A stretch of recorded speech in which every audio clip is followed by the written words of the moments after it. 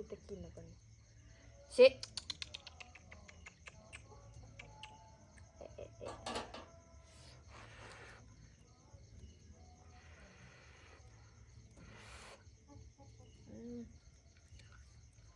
ฮอนเติมไม่มี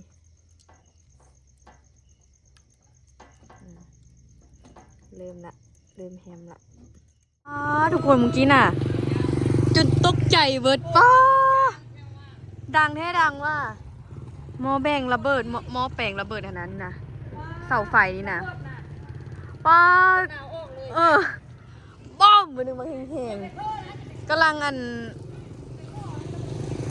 นั้นให้ลูกค้าอยู่มาหันส่งซ้ำนี่นะไฟกระดับเบิดเลยแบบนี้ตกใจเอาแท้ว่าบักแห้งๆระเบิดเลยมันไฟฟ้าลัดวงจรวะใครตะวีไผ่อยู่หันเนาะป้าก็มันระเบิดแหกให้มันเสียงมัน ฮันแหละป้าตกใจเลยว่ะหัวใจยังเต้นดูบังแหงอยู่เนี่ยตีตะวีผู้ใดอยู่ไกลฮันเล่นมาแบกแตกนี่มันบอกผู้ไฟฟ้าเลยมาเบิ่งป้าไฟก็สีดับบัดคืนนี่แหละเนาะมูแพงบ่ได้แล้วก็เป็นบ่มีไฟแล้วมือนี้มือหนึ่ง2 มือคุณบ่นั่นหามาตังกับบ้านได้ปิดหานกำลังตื่นตอนสั้นว่ามันพ่อบ่ระเบิดอยู่นี่โอ้มันระเบิดอยู่นี่บ่เราคิดว่ามันตินรถแตกวะหรือว่าไม่อีหยังมีไฟออกมาอีกก็เมื่อกี้นี่น่ะมีไฟออกมาบูมบนหนึ่งบางแหงน่ะทุกคนอ่อนเสียเด้อห้วยขวัญมาย่ำเงินเด้อหัวใจเต้นตุบอยู่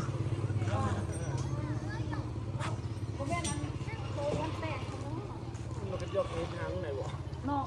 มันแค่มีตัวนึงควันมันอยู่ไหนให้แหละถ้าตัวหนูตัวยังควันแตกเนาะมีตัวนกตัวยังเข้าไปมันระเบิดเลยโอ้ใครแต่บ่มีคนอยู่หันท่านละนั่นแหละนั่นจะเป็นไฟออกมาน่ะตัวก็เห็นอยู่ตุ้ยบ่เห็นแต่เป็นไฟได้ยินแต่เสียงนั่นแหละยินแต่เสียงบูมแล้วกำลังกดเลขอยู่กำลังกดเลขให้ลูกค้าอยู่แล้วว่าจะเหลือตัวเลยไปหั่นมาจากยังวะบ่ได้อาบน้ำตีบ่นี้น่ะบ่มีน้ำอาบว่ามันสีดับจน2 มือบอกพากันแตกตื่นแล้วแท้ว่าโอ้ไฟหากระสีดับอะไรแบบนี้เนาะกำลังอัพคลิปเพราะคลิปก็ยังซาซะนิดซาตื่นไฟดับอีกแห้งครับ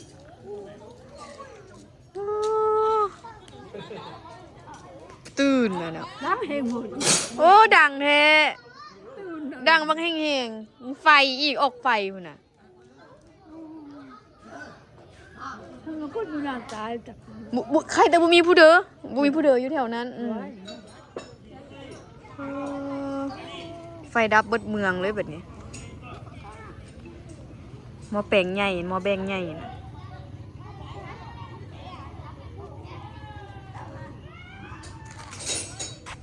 ดีแต่บ่มีไผอยู่หันใครมีคนอยู่หันแล้วบ่อยากสิคิดภาพ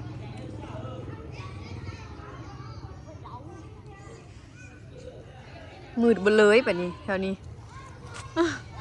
ไม่เห็นยังเลยตอนนี้เป็นเวลา7 โมงปลายเนาะ7 โมง7 โมงครึ่ง7 โมง28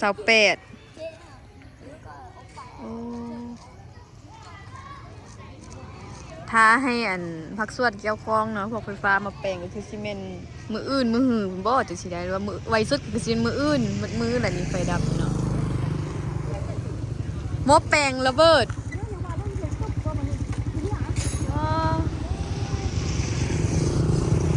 ดังหอนฮะดับหมดแล้ว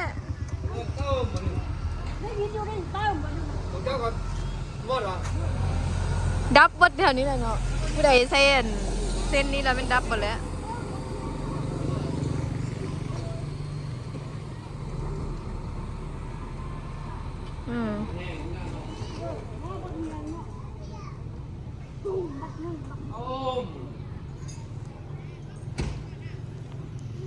โอ้เดอันพวกไฟฟ้าก็จะมาแปลงให้ละใครเดคันได้กับคือซีมีไฟไซส์มือนี้เลยน่าจะแปลงได้อยู่ดังเนาะ ให้เบิ่งกันมืดทั่วเมืองมีแต่คนแซดถาม เป็นหยังเอาจันได้ไหมเพราะว่าติดอยู่ไกลกว่าหมู่เด้เพราะว่าเสียงมันอยู่ทางนี้เข้ามาแปลงวันนี้เลยเนาะ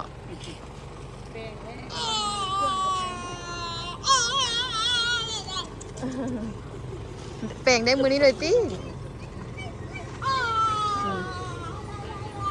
แตกปุ๊บวันหนึ่งอันก็จะเห็นไฟดาวก็จะกลับขึ้นมาเลยโอ้เบิ่งอายนั่นแปลงอุ้ยยานเนี่ยเนาะเราเห็นมันเมื่อกี้แหละแบบยานคิดยานเลยนะมีคนอันขึ้นไปแปลงได้นะแล้วก็จะขวดสอบเนาะก็จะขวดเบิ่งว่าขวดเบิ่งสาเหตุมันเนาะมันเป็นย้อนหยัง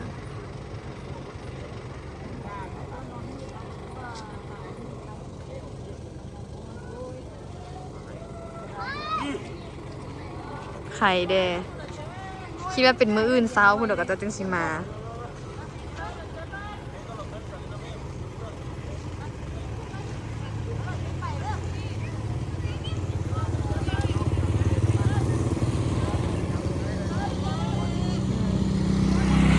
ใครแต่อันตอนนี้มาห้องถึงแล้วทุกคนอันใครแต่ว่าอยู่เหือนนะเขาคนละสายเนาะคิดว่าสายอ้าววะอ้าวคนละสายดิเพราะว่าอยู่หุ่นมืดปิ๊กเลยนะเดี๋ยวนี้นะ โบอันนั้น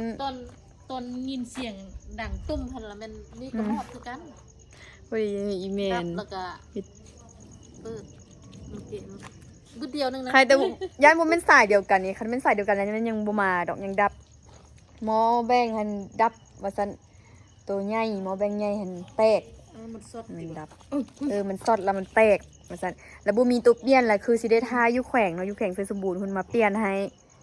น่าจะเป็นมื้ออื่นพู้นแหละแล้วจึงได้หั่นน่ะ จุกตอนกระหมดปีก หมดปิ๊กพากันใส่ไฟสายไตเทียนไตไฟสายซะเดี๋ยวนั้นมืดเบ่เลยคิดว่าอยู่เฮือนเฮาก็สิอันนั้นคล้ายแต่ว่าอันบ่แม่นคนบ่เป็นสายเดียวเนาะมันเป็นคนละสายโอ้คิดว่าสิมืดละบ่ได้ บ่ได้อันนั้นสากโทรศัพท์แล้วซะด้วยอีแม่ยังกินแม่ แกงเห็ด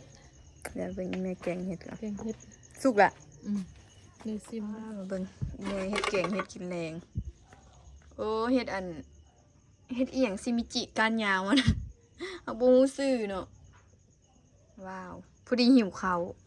ไปเดี๋ยวไปกินข้าวตักอันนั้นก่อนหาข้าวกินก่อนไม่หอมไปหิวเป็นน้ำหิวข้าวดิบ่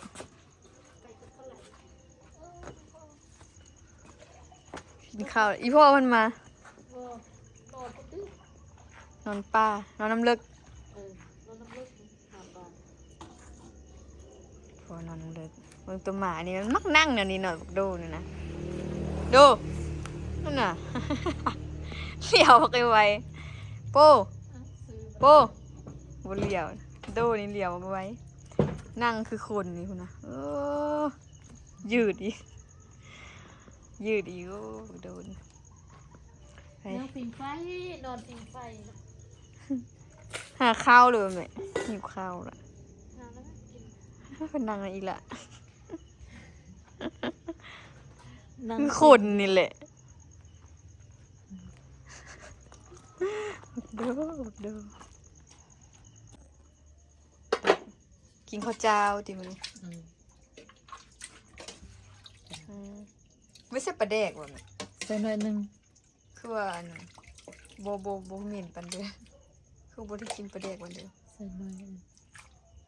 ก็แดงเป็นเหม็นไปเลย อีเมสปลาแดกตัวเด้อ ตัวตุกอันป้อมแหละ เหาะแปลว่ามันบ่อันนะมันบ่ตุ้งอะนะ เด็กอันนี้สิ แล้วข้าวเจ้าที่แซ่บมาถ้วยกัน เอาถ้วยเบิ่ง มาคุณข้าวเละน้ำกันข้าว กินนี่มีแต่กินนะแม่นึกเบิ่งไป อาตูเฮ็ดอีหยังบ่ซื้อน้อยนะอีพ่อไปนอน ไปหาปลาแล้วไปนอนน้ำลึกเลย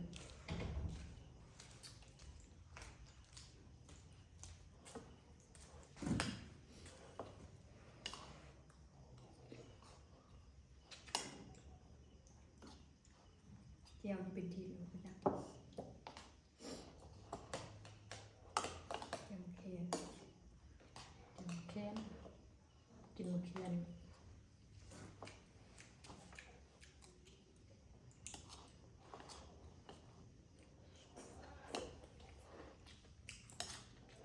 ถ้ามืออื่นพวกเราเนาะก็จะเป็นแปลงเนาะมืดคืนมาจังนะ เนี้ยมันเปลี่ยน อย่างเช่นว่ามันหนาว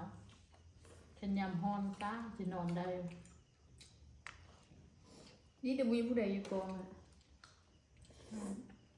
บันนั้นอีตุยจะไปใครเลยอยู่นั่นได้ตอนนั้น บุ้มมันไฟลุกเลยคือว่าไม่ไฟไหม้ มันเท่ามันตายกัน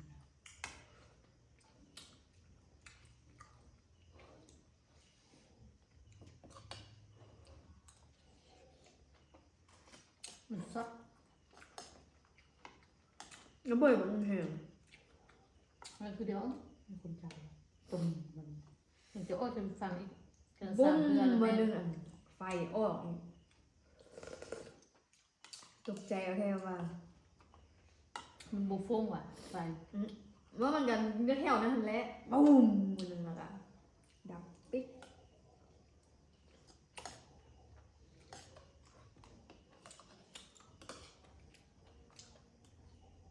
กำลังตั้งใจกดลีนเขา บริษัท ก็ได้ อืม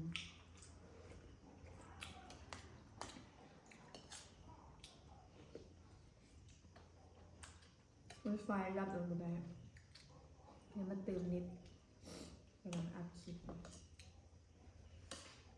เน็ตซ่าซ่า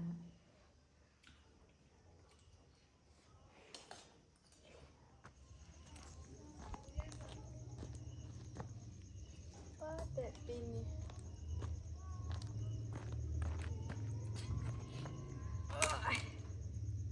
จีบกไว้เลย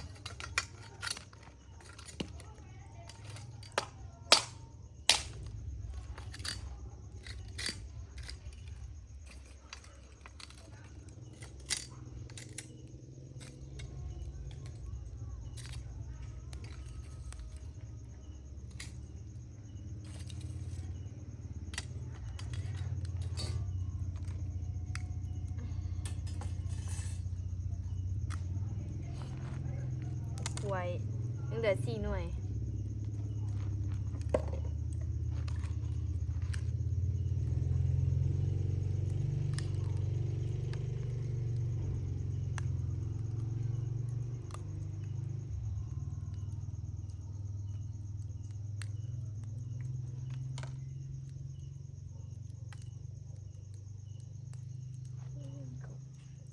ขวัญเดี๋ยวว่าโดนนี่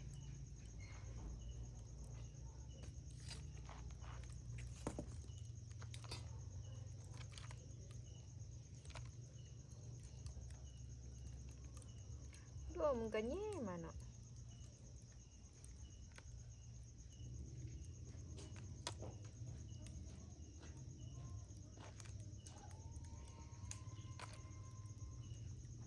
เอาเคยอีแม่ต้มมันหมดแล้วแม่ ยังตู้ ตู้เย็นอ่ะต้มเส้แข็งกระแสบกลัวตั้งแต่อันหลานอีพอให้แต่มือไปดองอยู่บ้านบางนาวส่งเครือปลายกระบวนเม็ดต้มเดือนปีเลย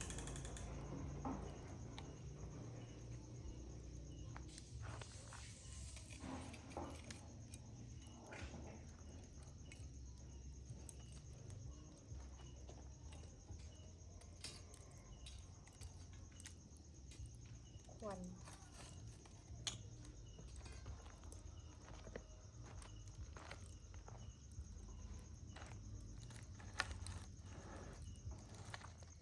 เปลี่ยนเตาอะทุกคนเลย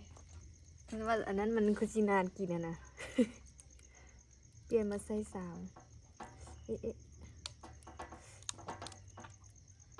ใส่เคียงมันสูงโพดเอ๊ะอ๋อมันเติมไม่มี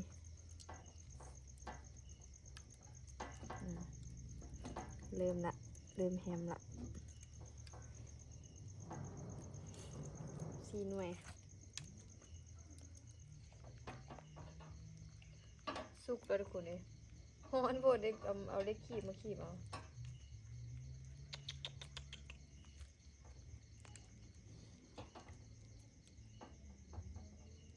ติดเล็กไม่เนี่ยเพราะว่าเป็นมะกล้วยสุกเด็กค่ะมะกล้วยเฮิ่มนี่นะแม่นอันมันจะเป็นแบบว่าแข็งๆมันบ่ติดเด็กปิ้งหั่นน่ะแม่ก็อาบน้ำนอนติดตะกินแล้วกันเช็ด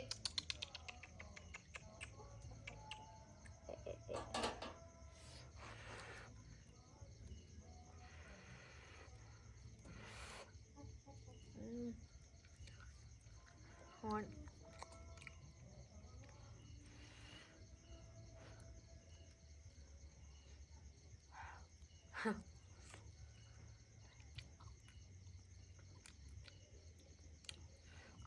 หวานกล้วยสุกดิ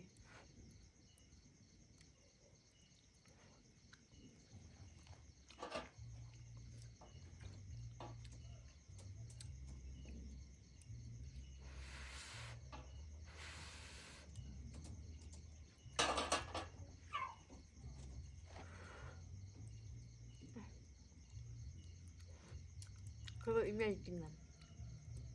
อาบน้ำแล้วคนไปนอนวัด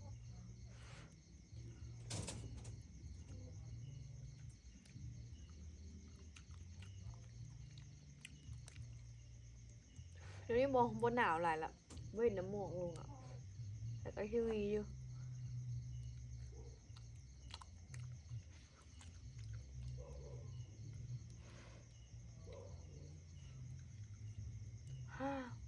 เพราะว่า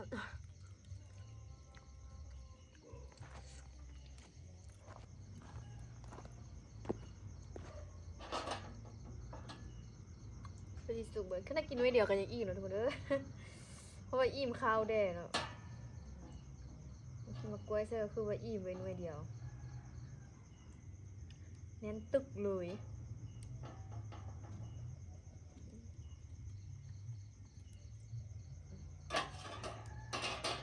เหลือ3 หน่วยก็สิเอาไว้กินมื้ออื่นเนาะ บางทีจากน้อยอยากอีกก็จะกินอีกเพราะว่าตอนนี้ฉันอิ่มละหาเรากินข้าวแล้วเด็เนาะ